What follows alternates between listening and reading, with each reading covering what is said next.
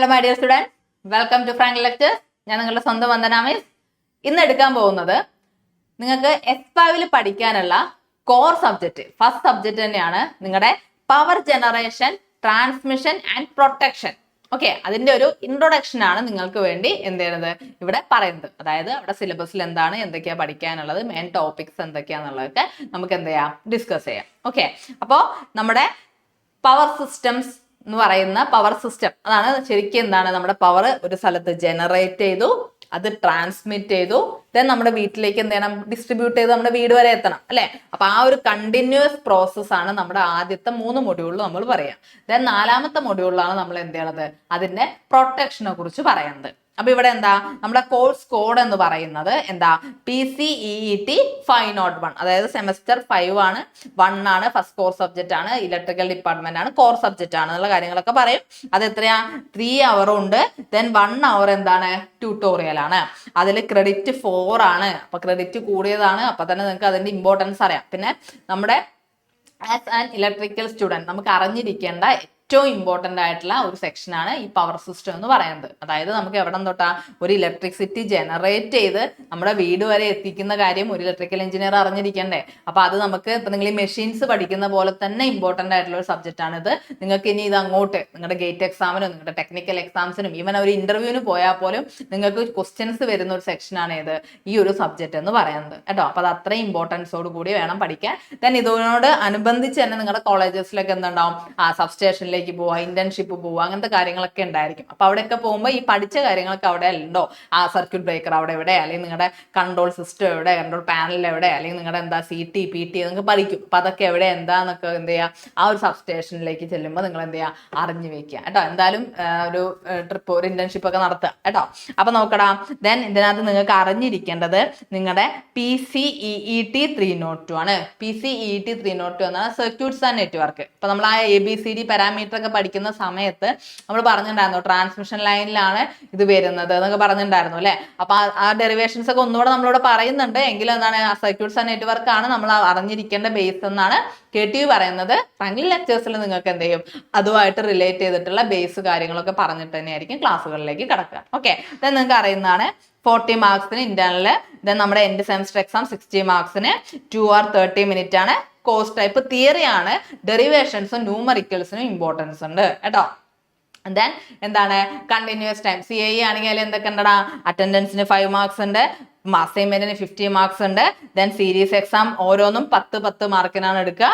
Then total നമുക്ക് എത്രയിലാണ്, 40ലാണ് നമുക്ക് internal ഉണ്ടാക്കേണ്ടത്. അപ്പൊ ഇന്റേണൽ എപ്പോഴും എന്ത് ചെയ്യുക, മാക്സിമം സ്കോർ ചെയ്യാൻ തന്നെ നോക്കുക. കാരണം CGPA ഒക്കെ ഇമ്പോർട്ടന്റ് ആണ് ഇപ്പോൾ കേട്ടോ. ദെൻ എന്താ, നമ്മുടെ എൻഡ് സെമസ്റ്റർ എക്സാമിനേഷനിൽ അറിയുന്ന കാര്യം ടോട്ടൽ 60 മാർക്സിനാണ് വരിക.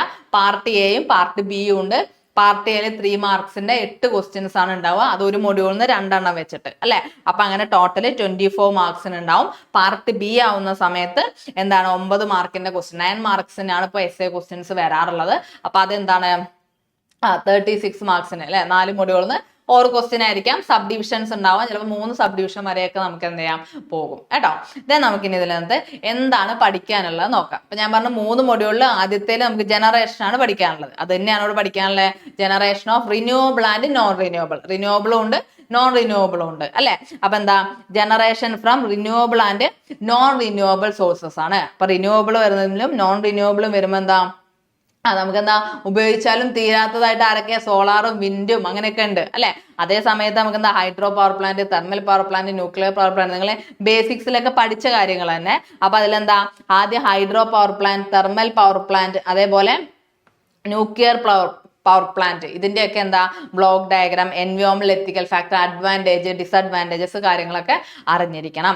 ദെൻ നമ്മൾ അതിലേത് പഠിക്കും, സോളാർ ആൻഡ് വിൻഡ്. ഇതേപോലെ തന്നെ ബ്ലോക്ക് ഡയഗ്രാം, എൻവയോൺമെന്റൽ ഫാക്ടേഴ്സ്, അഡ്വാൻറ്റേജും ഡിസഡ്വാൻറ്റേജസും കാര്യങ്ങളൊക്കെ നമ്മൾ ഏതിൽ പഠിക്കുക, സെക്കൻഡ് സെക്ഷനിൽ പഠിക്കും. ദെൻ എന്താ, നമുക്ക് അവിടുത്തെ എനർജി സ്റ്റോറേജ് സിസ്റ്റത്തിനെ കുറിച്ച് അറിയണം. Energy storage system as alternatively energy sources ആയിട്ടുള്ള ആരൊക്കെയാണ് ഇത് ടേംസ് ഒക്കെ എന്താണ് ഡീപ്പായിട്ട് നമ്മൾ ക്ലാസ്സുകളിൽ പറയും. BESS, CESS, തെർമൽ SS എന്നൊക്കെ ഉണ്ട്. ഓക്കെ, ദെൻ നമ്മുടെ ലൈഫ്, നമുക്ക് നമ്മുടെ ലൈഫിലേക്ക് വരുന്ന സമയത്ത് നമുക്ക് നിത്യ ഇതാണ് നമുക്ക് പ്രാക്ടിക്കലി നമ്മൾ പഠിക്കുന്ന കാര്യങ്ങൾ തന്നെയാണ് ഏത് നമ്മുടെ ലോഡ് കർവ് എന്ന് പറയുന്നത്. ഒരു ലോഡ് കർവ് ഇപ്പൊ നമ്മൾ പെട്ടെന്ന് ഇപ്പം കറണ്ട് ബില്ല് കൂടും അല്ലെ, ഇപ്പൊ എന്ത് പറയും, വൈകുന്നേരം 6 മണി മുതൽ രാത്രി ഒരു 10 മണി വരെ നമ്മളോട് എന്ത് പറയും, ഉപകരണങ്ങൾ യൂസ് ചെയ്യുന്നത്, ഡിവൈസസ് ഒക്കെ എന്താണ് യൂസ് ചെയ്യുന്നത്, ഇലക്ട്രിക് എക്യുപ്മെന്റ്സ് ഒക്കെ ഉപയോഗിക്കുന്നത് കുറയ്ക്കണം അല്ലെ, അങ്ങനെ പറയാറുണ്ട്. അപ്പൊ അതെന്താ, അതിന്റെ ഒരു പീക്ക് ടൈം ആണ്. അതൊക്കെ നമുക്ക് ഈ ലോഡ് കർവ് എന്നാണ് നമ്മൾ കണ്ടുപിടിക്കുന്നത്, മനസ്സിലായില്ലേ? അപ്പൊ അവിടെ കുറച്ച് ഇക്വേഷൻസ് ഉണ്ട്, അതുമായിട്ട് റിലേറ്റ് ചെയ്ത് കുറച്ച് കാര്യങ്ങൾ കണ്ടുപിടിക്കാണ്ട്, ന്യൂമറിക്കൽസ് ഉണ്ട്. അവിടെ മെയിൻ ആയിട്ട് നമുക്ക് എന്തുണ്ട്, load factor, diversity factor, demand factor, plan capacity factor, plan use factor കേട്ടോ. അപ്പൊ അതിനകത്ത് എന്തുണ്ട്, ന്യൂമറിക്കൽ പ്രോബ്ലംസ്, അത് ഇമ്പോർട്ടന്റ് ആണ്, സിലബസ് തന്നെ പറഞ്ഞുകൊണ്ട് ആ ഇക്വേഷൻസ് എന്ന് വരുന്ന ഡയറക്റ്റ് സബ്സ്റ്റിറ്റ്യൂട്ട് ചെയ്യാവുന്ന സിമ്പിൾ പ്രോബ്ലംസേ ഉള്ളൂ. തിരിച്ചു മറിച്ചൊക്കെ ചോദിക്കും, പല ടൈപ്പ് കാര്യങ്ങളുണ്ട്. പക്ഷെ അതിന്റെ ഇക്വേഷൻസ് മറന്നു വരുത്. പഠിക്കുന്ന സമയത്ത് അതൊക്കെ എന്ത് ചെയ്യുക, ഷോർട്ട് നോട്ട് ആക്കി എന്ത് ചെയ്യുക, എഴുതി വെക്കുക കേട്ടോ. ക്ലിയർ ആണല്ലോ? അപ്പൊ മൊഡ്യൂൾ 1 ജനറേഷൻ പഠിച്ചു കഴിഞ്ഞു. അപ്പൊ മൊഡ്യൂൾ 2 എന്താ, ഉണ്ടാക്കി അവിടെ വെച്ചാൽ മതിയോ? നമുക്കത് എന്ത് ചെയ്യണം, ട്രാൻസ്മിറ്റ് ചെയ്യണ്ടേ? അപ്പൊ രണ്ടാമത്തെ സെക്ഷനിൽ നമ്മൾ പഠിക്കുന്നതാണ് ഏത്, നമ്മുടെ പവർ ട്രാൻസ്മിഷൻ സിസ്റ്റം എന്ന് പറയുന്നത്. അപ്പൊ പവർ ട്രാൻസ്മിഷൻ സിസ്റ്റത്തില് നമ്മളൊരു ഇലക്ട്രിക്കൽ മോഡൽ, അപ്പൊ സ്വാഭാവികമായിട്ടും അവിടെ line parameters, resistance, inductance, capacitance അല്ലെ, അപ്പൊ അത് വെച്ചിട്ടുള്ള ഡെറിവേഷൻസും ഡീറ്റെയിലിങ്ങും നമുക്ക് അറിയണം. ദെൻ നമുക്ക് എന്താ, ട്രാൻസ്മിഷൻ ലൈനിന്റെ മോഡലിംഗ്, അതിന്റെ ക്ലാസിഫിക്കേഷൻ. ഇപ്രാവശ്യം കൺസെപ്റ്റ്സ് മാത്രമാണ് പഠിക്കാനുള്ളത്. അതിലെന്താ, transmission line of 2 port network, ഇത് നമ്മൾ എവിടെ പഠിക്കുന്നുണ്ട്, നമ്മുടെ സർക്യൂട്ട്സ് ആൻഡ് നെറ്റ്വർക്ക് പഠിക്കുന്നുണ്ട് അല്ലെ. അതാണ് derivation and calculation of ABCD parameters കേട്ടോ. അപ്പൊ ഇവിടെയും ഡിസ്കസ് ചെയ്യും. ഓക്കെ, ദെൻ എന്താ, സ്കിൻ എഫക്ട്, ഫെറാൻഡി എഫക്ട് എന്നൊക്കെ പറഞ്ഞു കഴിഞ്ഞാല് നമ്മുടെ ട്രാൻസ്മിഷൻ ലൈനിൽ കാണുന്ന മെയിൻ കാര്യങ്ങളാണ്. അപ്പൊ അതിനെ പറ്റി ഡീറ്റെയിൽ ആയിട്ട് നിങ്ങൾ ഒരു ഇന്റർവ്യൂവിന് പോയാലും നിങ്ങളോട് എന്ത് ചെയ്യാം, ബേസ് അറിയോ എന്നുള്ള രീതിയിൽ ഇത് എന്താന്നൊക്കെ ചോദിക്കാം കേട്ടോ. അപ്പൊ നമ്മൾ എപ്പോഴും അറിഞ്ഞിരിക്കേണ്ട മെയിൻ കൺസെപ്റ്റുകളൊക്കെ ഇതിലുണ്ട്, നമ്മുടെ module 2 then corona, surge impedance loading, insulators, അതേപോലെ സ്ട്രിങ് എഫിഷ്യൻസി, ഗ്രേഡിങ്, അപ്പൊ അതുമായിട്ട് റിലേറ്റ് ചെയ്തിട്ടുള്ള ന്യൂമറിക്കൽ പ്രോബ്ലംസ് ഒക്കെ എന്ത് ചെയ്യണം, അറിഞ്ഞിരിക്കണം. ഓക്കെ ആണല്ലോ? അപ്പം നമ്മൾ ജനറേറ്റ് ചെയ്തു, ട്രാൻസ്മിറ്റ് ചെയ്തു. നെക്സ്റ്റ് വൺ ഈസ് എന്താണ്, നമുക്ക് അതെന്ത് ചെയ്യണം, നമുക്ക് ഡിസ്ട്രിബ്യൂട്ട് ചെയ്യണം അല്ലെ. അപ്പൊ രണ്ടാമത്തെ കേസിൽ, മൂന്നാമത്തേലേക്ക് വരുന്ന സമയത്ത് നമ്മൾ അവിടുത്തെ കേബിൾസും കാര്യങ്ങളെ കുറിച്ചൊക്കെ പഠിക്കും. അപ്പൊ എന്താ വരുന്നത്, എന്തൊക്കെയാ പഠിക്കാനുള്ള, EHVAC, അതുപോലെ HVDC, high voltage DC, then അതിന്റെ പ്രിൻസിപ്പിൾ, അഡ്വാൻറ്റേജസ്, ഡിസ്അഡ്വാൻറ്റേജസ് പഠിക്കണം. ദെൻ അണ്ടർഗ്രൗണ്ട് കേബിൾസിനെ കുറിച്ച് പഠിക്കണം, അതിന്റെ ക്ലാസിഫിക്കേഷൻ, അതിന്റെ കപ്പാസിറ്റൻസ് ഗ്രേഡിങ്, അതിന്റെ ടൈപ്സ്. ഓക്കെ, ദെൻ നമുക്ക് എന്താണ്, DC കഴിഞ്ഞാൽ നമുക്ക് ഏതുണ്ട്, AC ഡിസ്ട്രിബ്യൂഷൻ ഉണ്ട് അല്ലെ. AC ഡിസ്ട്രിബ്യൂഷൻ നമ്മൾ പഠിക്കുന്ന സമയത്ത് അതിന്റെ connection scheme, radial, ring, main എന്നൊക്കെ പറഞ്ഞിട്ടുണ്ട്. അപ്പൊ നമുക്ക് അതറിയണം. ദെൻ നമുക്ക് എന്തറിയണം, അത് സിംഗിൾ ഫേസിന്റെയും അതിന്റെ ന്യൂമറിക്കൽ പ്രോബ്ലംസ് ഓർത്തിരിക്കണം. ദെൻ എന്താണ്, methods of power factor improvement using capacitor, അതൊക്കെ ഇമ്പോർട്ടന്റ് ആയിട്ടുള്ള ടോപ്പിക് ആണ് കേട്ടോ. താരിഫ് അറിയണം, അതിന്റെ ഡിഫറെന്റ് ടൈപ്സ്. അപ്പം പല പല പല പല ടോപ്പിക്സ് വരുമ്പോൾ ഇതൊക്കെ ഒരു കണ്ടിന്യൂഷൻ തന്നെയാണെങ്കിലും നിങ്ങൾ എന്ത് ചെയ്യുക, ഷോർട്ട് ആക്കി S5 ആയപ്പോൾ നിങ്ങൾക്ക് ഏകദേശം KTUവിന്റെ കാര്യം, നിങ്ങളുടെ എക്സാമിന്റെ കാര്യം, എങ്ങനെ പഠിക്കണം എന്നുള്ള കാര്യങ്ങളൊക്കെ അറിയാം. എങ്കിലും ഓർത്ത് വെക്കാൻ വേണ്ടിയിട്ട് ഒന്ന് എഴുതി വെച്ചാൽ വളരെ നല്ലതായിരിക്കും. ദെൻ എന്താ, ഇൻട്രൊഡക്ഷൻ ടു എനർജി മാർക്കറ്റ്സ്. അങ്ങനെ 3 മൊഡ്യൂൾ കഴിഞ്ഞാൽ നമ്മൾ എവിടെ എത്തി, നമ്മളെ ഡിസ്ട്രിബ്യൂഷനിലേക്ക് എത്തി അല്ലെ.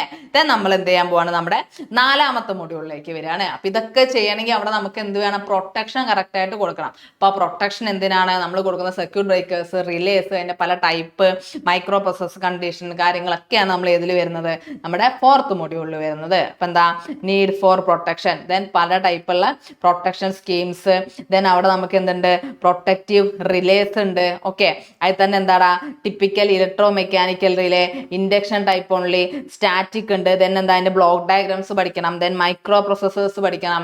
ന്യൂമറിക്കൽ റിലേനെ കുറിച്ച് അറിയണം. ഓക്കെ, അതിൽ തന്നെ എന്താടാ, over current, directional, ഡിസ്റ്റൻഷൻ and differential വരുന്നുണ്ട്. ദെൻ നമുക്ക് പഠിക്കാൻ ഏതുണ്ട്, നമ്മുടെ സർക്യൂട്ട് ബ്രേക്കേഴ്സ് ഉണ്ട്. സർക്യൂട്ട് ബ്രേക്കിന്റെ ഓപ്പറേഷൻ, അതിന്റെ ടൈപ്സ്, അതിൽ നമ്മൾ യൂസ് ചെയ്യുന്ന ഇമ്പോർട്ടന്റ് ആയിട്ടുള്ള ആർക്ക് എക്സ്റ്റിങ്ഷൻസ് കാര്യങ്ങൾ, അതൊക്കെ നമുക്ക് എന്ത് ചെയ്യണം, അറിഞ്ഞിരിക്കണം. ഓക്കെ, അപ്പൊ എന്താ, പ്രിൻസിപ്പിൾസ്, മെത്തേഡ്സ്, ദെൻ എന്താ, important terms in arc extension, problems of circuit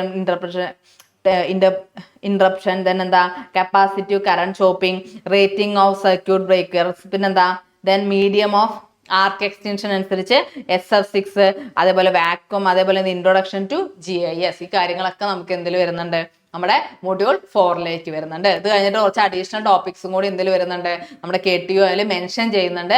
അതേപോലെ തന്നെ എന്താണ്, നിങ്ങൾക്ക് ഒരു ഇൻഡസ്ട്രിയൽ വിസിറ്റ് കേട്ടോ, സബ്സ്റ്റേഷനിലേക്കൊക്കെ നമുക്ക് എന്ത് ചെയ്യാൻ പോവാം. അപ്പൊ അങ്ങനത്തെ കാര്യങ്ങളൊക്കെ എന്ത് ചെയ്യുന്നുണ്ട്, നിങ്ങളുടെ സിലബസിൽ തന്നെ എന്ത് ചെയ്തിട്ടുണ്ട്, KTU എന്താണ് പറഞ്ഞിട്ടുണ്ട്. അപ്പൊ അതൊക്കെ നമുക്ക് എന്ത് ചെയ്യാം, ഫോക്കസ് ചെയ്യാം കേട്ടല്ലോ. അപ്പൊ ഇത്രയാണ് നമ്മുടെ സിലബസ് എന്ന് പറയുന്നത്. അപ്പൊ മെയിൻ ആയിട്ട് എന്താ, ജനറേറ്റ് ചെയ്ത് ട്രാൻസ്മിറ്റ് ചെയ്ത് ഡിസ്ട്രിബ്യൂട്ട് ചെയ്യുക, അവിടെ വരുന്ന പ്രൊട്ടക്ഷൻ സ്കീംസും കാര്യങ്ങളും അറിഞ്ഞിരിക്കുക. ഇത്ര അറിഞ്ഞാൽ നമ്മുടെ ഒരു ഓവറോൾ ഒരു പവർ സിസ്റ്റത്തിലെ മെയിൻ ഫീച്ചേഴ്സ് കംപ്ലീറ്റ് നമുക്ക് കിട്ടും. അപ്പൊ അവിടെ വരുന്ന കുറെ effects, skin effect, Ferranti effect, corona, zag, അങ്ങനെ പല പല കാര്യങ്ങളുണ്ട്. അപ്പൊ അതൊക്കെ നമ്മൾ എന്ത് ചെയ്യും, ഇതിൽ അറിയും കേട്ടോ. ദെൻ നമുക്കിതിൽ ഇതിന്റെ മെയിൻ ആയിട്ടുള്ള ഇൻഡസ്ട്രിയൽ ആപ്ലിക്കേഷൻസ് എന്താ നോക്കാം. ആദ്യത്തെ എന്താണ്, നമ്മുടെ പവർ ജനറേഷൻ. അപ്പൊ അവിടെ തെർമൽ പവർ പ്ലാന്റില്, hydro electric station, nuclear plant, അതുപോലെ solar, then wind energy, battery storage system, അതുപോലെ റിന്യൂവബിൾ എനർജി ഇന്റഗ്രേഷൻ ഒക്കെ നമുക്ക് ആവശ്യമുണ്ട്. നെക്സ്റ്റ് വൺ ആണ് ഏതെന്ന് പറയുന്നത്, നമ്മുടെ പവർ ട്രാൻസ്മിഷൻ സിസ്റ്റം. എന്താ, high voltage transmission network, transmission ലൈനിന്റെ ഡിസൈനില്, സബ്സ്റ്റേഷനില്, ട്രാൻസ്മിഷൻ യൂട്ടിലിറ്റീസില്, അതുപോലെ പവർ ഫ്ലോ അനാലിസിസില്, ഗ്രിഡ് ഇൻഫ്രാസ്ട്രക്ചറിലൊക്കെ നമുക്ക് ആവശ്യം വരുന്നുണ്ട്. ദെൻ നമ്മുടെ HVDC, അതുപോലെ EHVAC, അതുപോലെ ഡിസ്ട്രിബ്യൂഷൻ സിസ്റ്റത്തിൽ എന്ന് വെച്ചാൽ ഡിസ്ട്രിബ്യൂഷൻ കേസസ് നമുക്ക് എവിടെ ആവശ്യമുണ്ട്, HVDC ട്രാൻസ്മിഷൻ ലൈനിലെ, അണ്ടർഗ്രൗണ്ട് കേബിൾ സിസ്റ്റത്തിലെ, അതുപോലെ urban power distribution, industrial distribution network, power factor correction in industries, electricity tariff and energy market ഓപ്പറേഷൻസിലൊക്കെ ആവശ്യം വരുന്നുണ്ട്. ദെൻ അടുത്താണ് ഏതെന്ന് പറയുന്നത്, നമ്മുടെ protection system and circuit breaker. Protection എന്തായാലും ആവശ്യമുണ്ട് അല്ലേ. അപ്പൊ പവർ സിസ്റ്റം പ്രൊട്ടക്ഷനില്, റിലേ കോർഡിനേഷൻ, ഫോൾട്ട് ഡിറ്റക്ഷനില്, substation automation, switch gear industries, GIS substation, SF6 and vacuum circuit breaker ആപ്ലിക്കേഷൻസിലൊക്കെ നമുക്ക് ഇതുമായിട്ട് ബന്ധപ്പെട്ടുള്ള കൺസെപ്റ്റ് നമുക്ക് അറിഞ്ഞിരിക്കണം. അപ്പോഴാണ് ഇതിന്റെ ഇൻഡസ്ട്രിയിൽ പോകുമ്പോൾ നമുക്കത് എന്ത് ചെയ്യാൻ പറ്റുള്ളൂ, അവിടെ അപ്ലൈ ചെയ്യാൻ പറ്റത്തുള്ളൂ കേട്ടോ. അപ്പൊ ഇപ്പൊ പഠിച്ചു കഴിഞ്ഞാൽ ഞങ്ങൾ അപ്പോഴേക്ക് മറക്കില്ല എന്ന് വിചാരിക്കുന്നവരുണ്ട്. പക്ഷെ മറന്നു പോയാലും പെട്ടെന്ന് ഒരു കാര്യം പറയുമ്പോൾ ഒന്ന് സെർച്ച് ചെയ്ത് നോക്കിയാൽ പെട്ടെന്ന് ഐഡിയ കത്തുമല്ലോ.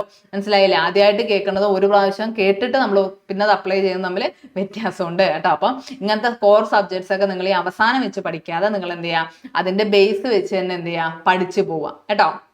അത് എന്തായാലും നിങ്ങൾക്ക് എന്താ, നിങ്ങളൊരു ഇലക്ട്രിക്കൽ എഞ്ചിനീയർ ആയിട്ടാണ് വർക്ക് ചെയ്യാൻ ഇനി ഉദ്ദേശിക്കുന്നതെന്നുണ്ടെങ്കിൽ നിങ്ങൾക്ക് എന്തായാലും അതൊക്കെ എന്താണ്, ഉപകാരപ്പെടുന്നതാണ് കേട്ടല്ലോ. അപ്പൊ നിങ്ങൾ എന്ത് ചെയ്യുക, നിങ്ങളുടെ S5 സ്റ്റാർട്ട് ചെയ്യാണ്. S5 S6 കൂടി കഴിഞ്ഞാൽ മെയിൻ കഴിഞ്ഞു അല്ലെ, നിങ്ങളുടെ കോർ സബ്ജക്ട്സും കാര്യങ്ങളൊക്കെ കഴിഞ്ഞു. പിന്നെ S7 S8 എന്ന് പറഞ്ഞാൽ ഒരു 1 ഇയർ പോകാൻ അല്ലെ, ഇന്റേൺഷിപ്പും കാര്യങ്ങളൊക്കെ ആയിട്ട് പോകുമ്പോൾ പെട്ടെന്ന് കഴിയും. അപ്പൊ ഈ ഒരു വർഷം കൂടി ഹാർഡ് വർക്ക് ചെയ്യുക, നല്ലൊരു ഇലക്ട്രിക്കൽ എഞ്ചിനീയർ ആയിട്ട് തന്നെ എന്ത് ചെയ്യണം, പുറത്തേക്ക് വരണം കേട്ടല്ലോ. This is yours Vandana miss signing off from Frank lectures. Thank you.